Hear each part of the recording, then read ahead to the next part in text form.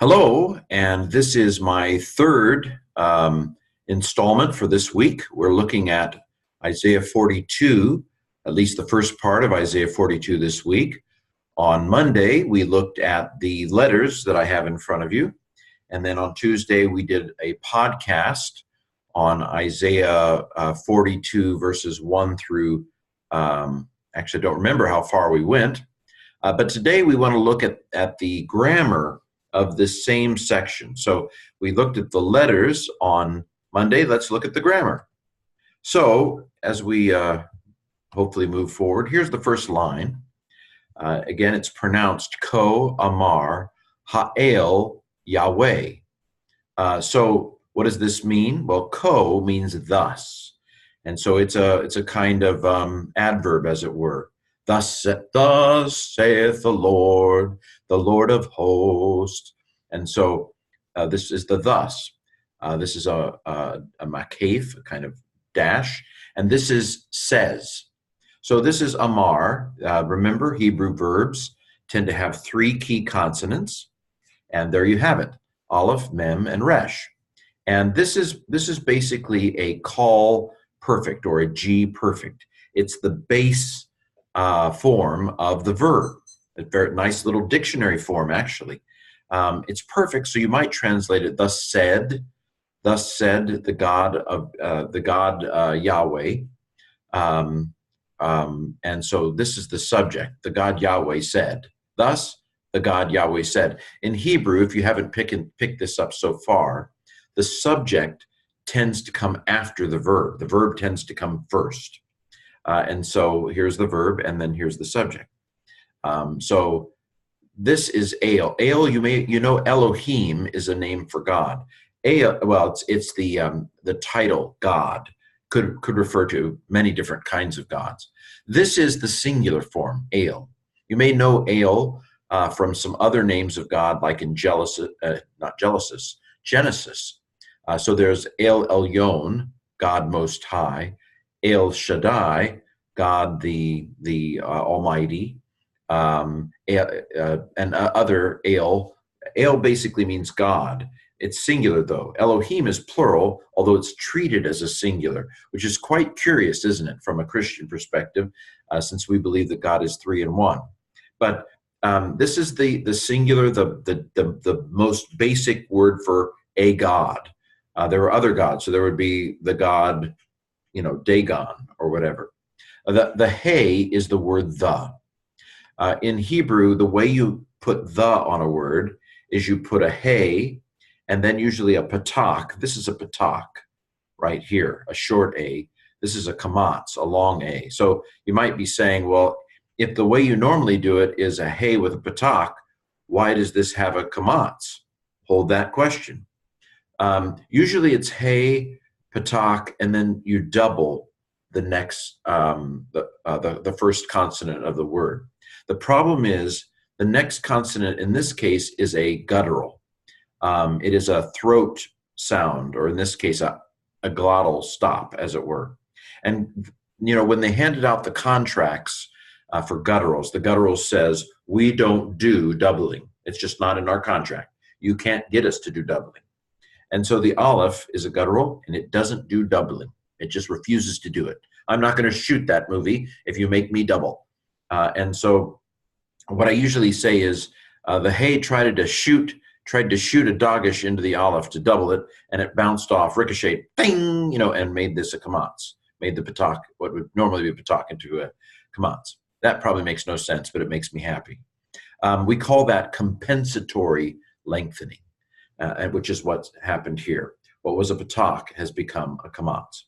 Okay, so thus said the God Yahweh. And of course, we've encountered the name of God before in our journey thus far.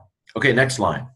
Yahweh, so this is Borei. Now, what I've noticed is, by the way, I've been pasting the Hebrew from Blue Letter Bible. And for some reason, when I paste it into the PowerPoint, the holum, that's this dot above the line, in Blue Letter Bible, it's above the vav, where it should be. But for some reason, when I paste it in here, it gets moved over a little. I'll try to fix that in future days.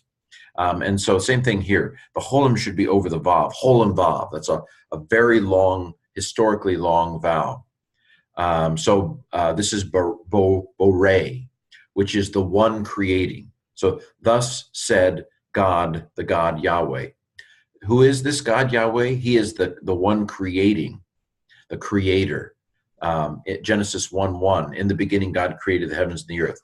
Bereshit bara Elohim, God created. So this is the word used in Genesis, but it's a different form. This is a participle. Participles are, you can tell a kind of call participle or a G participle, that's the basic stem, by this Cholim after the first consonant. So the three consonants of bara are Beit, Resh, and Aleph. So the one creating Hashemayim, the one creating the heavens. So here is a normal word for the. Hey, patak, doubling. That's the way it's normally done. Remember, here hey, patak, compensatory lengthened because the Aleph doesn't do doubling. Snooty. But here, hey, patak, doubling. That's the way it's supposed to happen. So this is the Shemayim, the heavens. And I believe this is a dual, ayim, which, if I remember correctly, implies that the Hebrews thought of the heavens as kind of having two halves, would be the implication.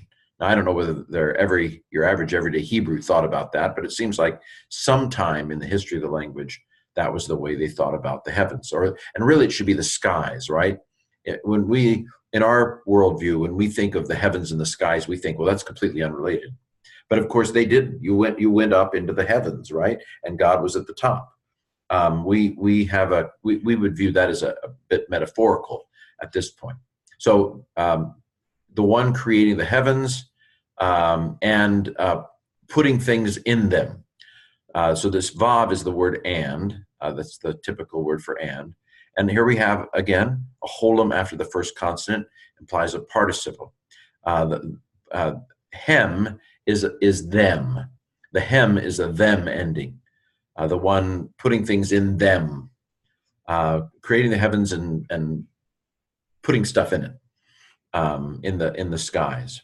Okay, so here he is doing the same thing to the earth. This is haaretz. Again, the Aleph doesn't do doubling, and so we have compensatory lengthening under the hay. But this is the Aretz, the earth. And again, it's not thinking of a globe, it's thinking of the land. So now Rokai,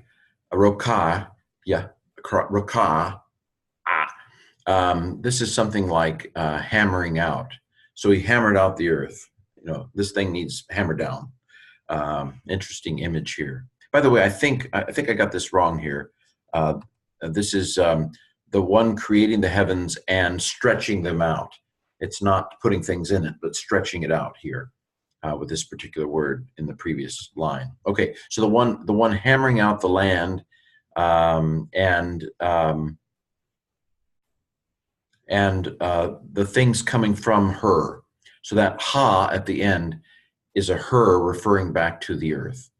So the one maybe spreading out the ground and the things that are in her. This is a strange root. You note it's tzadeh aleph, tzadeh aleph, kind of a double.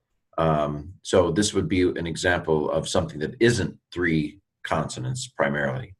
So the Lord's the one that did all those things, and then he is the one giving. Notain is the participle of natan, to give.